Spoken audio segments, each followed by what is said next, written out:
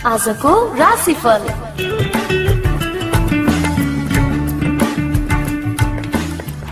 मेष राशि। मेष राशिका लागि आर्थिक क्रियाकलापमा राम्रै फाइदा उठ्न सक्छ। बौद्धिक क्षेत्रमा राम्रो उपलब्धि प्राप्त हुनेछ। बोलीको भरमा काम सम्पादन हुन सक्छ। राम्रै आमदानी हुने रोजगारीको अवसर पनि मिल्न सक्छ भने बेसुरमा अरूलाई दिएको वचनले अप्ठ्यारोमा पार्न सक्छ। पढाइ लेखाइमा प्रगति गर्न नसकिने र व्यापारमा समेत सोचेको फाइदा नउठ्ने हो कि भन्ने संकेत गर्दैछ दिउँसो पख। यो कुरा विचार गर्नुहोला। नयाँ काममा हात हाल्न केही समय पर्खनुहोला। वृष राशि। वृष राशिका लागि गरेका कामबाट धेरैलाई फाइदा पुग्नेछ। सहयोगीहरूले काममा साथ दिनेछन्। व्यक्तित्व निखार्दै नयाँ काम गर्ने अवसर प्राप्त हुनेछ। व्यापारमा मनज्ञ फाइदा हुनेछ भने आँटेका काम तत्काल सम्पादन हुनेछन्। पछिसम्म लाभ हुने काममा लगानी गर्ने अवसर प्राप्त हुनेछ। विभिन्न सहयोग र उपहार पाइनेछ भने भौतिक साधन जुट्नाले आय आर्जन पनि राम्रै हुनेछ। मिथुन राशि। मिथुन राशिका लागि बिछोडिएका परिवारजनसँग भेटघाट हुनेछ। पहिलेका कमी कमजोरी सुधार्दै फाइदा उठाउने समय छ भने अनावश्यक भ्रमण हुन सक्छ। स्वास्थ्यगत समस्याले पनि सताउने देखिन्छ। उपचारमा खर्च हुने योग छ भने मेहनत गर्दा राम्रै प्रतिफल प्राप्त हुने समय छ। सहयोगीहरूले काममा उत्साह जगाउनेछन् भने रोकिएका काम बन्ने र नयाँ काम सुरु गर्ने अवसर जुट्नेछ। कर्कट राशि। कर्कट राशिका लागि ठूलो प्रयत्न गर्दा पनि उपलब्धि उठाउन मुस्किल पर्नेछ। परिवारजनबाट टाढिनु पर्ला। आफ्नै कमजोरीले विवादमा परिनेछ। सहयोगको आशा देखाउनेहरूले धोका दिन सक्छन्। सचेत रहनुहोला। व्यावसायिक काममा खर्च बढ्नेछ। उद्योग र व्यापारमा फाइदा हुनेछ। प्रतिस्पर्धीहरूलाई पछि पार्न सकिनेछ। कृषिमा कामको चाप र चौपायामा केही समस्या देखिएला। सिंह राशि। सिंह राशिका लागि रमाइलो जमघटका बीच स्वादिष्ट भोजनको आनन्द पाइएला। पहिलेको सफलताले थप हौसला जगाउनेछ। विद्यामा कमजोरी र लेनदेनमा विवाद होला। विगतका समस्या बल्झिन सक्छन्। सानातिना काम र घरेलु समस्या देखा पर्ला। रोकिएका काम बन्नाले उत्साह जाग्नेछ। पुरुषार्थद्वारा अधिकार स्थापित गर्न सकिनेछ भने प्रतिस्पर्धामा पनि विजयी भइनेछ। कन्या राशि। कन्या राशिका लागि लाभ हुने काम प्रारम्भ गर्ने समय छ। गरिएका कामको राम्रै मूल्याङ्कन हुनेछ। भौतिक साधन समेत जुट्नेछ। कामको सन्दर्भमा विशिष्ट व्यक्तित्वहरूसँग मित्रता बढ्नेछ। कला, साहित्य, मनोरञ्जन आदि क्षेत्रमा रुचि बढ्नेछ। समयमा चिताएको काम सम्पादन नहुन सक्छ। आफूलाई कमजोर भएको अनुभूति हुनेछ। मेहनत अनुसार फाइदा कमै होला। तुला राशि। तुला राशिका लागि कृषिमा कामको चाप र चौपायामा केही समस्या देखिनेछ। तर पनि मेहनत गर्दा प्रशस्त धन आर्जन हुने समय छ। रमाइलो यात्रा गर्ने अवसर जुट्नेछ। कामको चापबाट पनि फुर्सद पाइनेछ। सुख दुःखमा साथ दिनेहरू प्रशस्तै भेटिनेछन्। मनमा डर लागे पनि विभिन्न अवसरले पछ्याउनेछन् भने बोलीको प्रभाव पनि बढ्नेछ। ठिक समयमा सही निर्णय लिन सकिनेछ। वृश्चिक राशि। वृश्चिक राशिका लागि दिगो योजना प्रारम्भ हुन सक्छ। साझेदारीमा फाइदा हुनेछ। आमदानी तथा आय आर्जनका स्रोत समेत फेला पर्नेछन्। अरूका काममा समय बित्न सक्छ। उपलब्धि प्राप्त गर्न निकै मेहनत गर्नुपर्नेछ। दिउँसोतिर काम पूरा नहुनाले मन खिन्न रहनेछ। आफन्त तथा नजिकका साथीभाइ टाढिन पनि सक्छन्। अरूको फाइदाका लागि उपयोग भइनेछ भने परिस्थिति आफ्ना लागि अलि प्रतिकूल रहनेछ बेलुकी पख।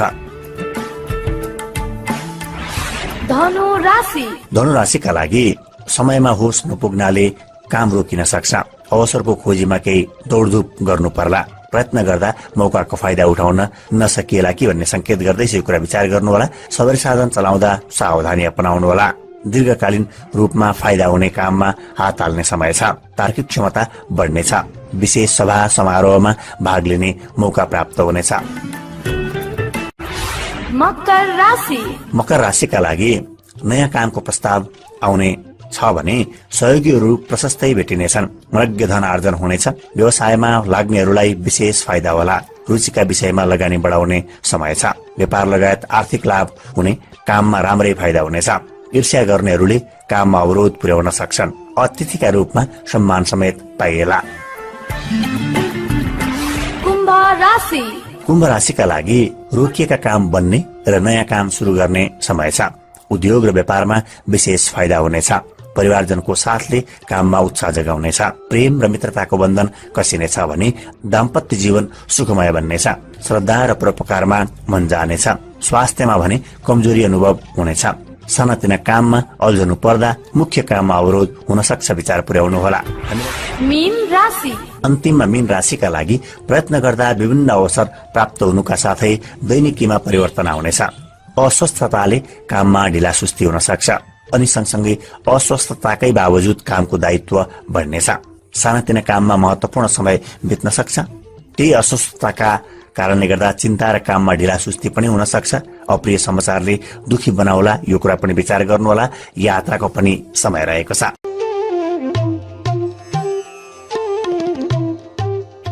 अब हामी सुरुवात गर्छौं नीति विक्रमसम्म 2083 साल भदौ महिनाको 8 गते सोमबारको लागि विभिन्न जानकारीहरूबाट सुरुवात गर्दैछौँ। ईस्वी सन् 2026 अगस्त महिनाको 24 तारिक श्रावण शुक्ल पक्षको द्वादशी तिथि पर्दैछन्। पूर्वाषाढा नक्षत्र, प्रीति योग व करण। सोमबारको दिनमा विशेष काम, नयाँ काम, ठुलो काम, लामो यात्रा गर्नुपर्ने काम छ भने सेतो चिज खाने लाउने गर्नुभयो भने राम्रो रहन्छ। गर्भवती महिलाले यी चिज खानुभयो भने शूल दोष नाशक दोहद भनेर बताइन्छ। शूल दोष पनि हुन्छ र सन्तान तन्दुरुस्त वा मन्दुरुस्त जन्मन्छन् भन्ने भनाइरहेको छ।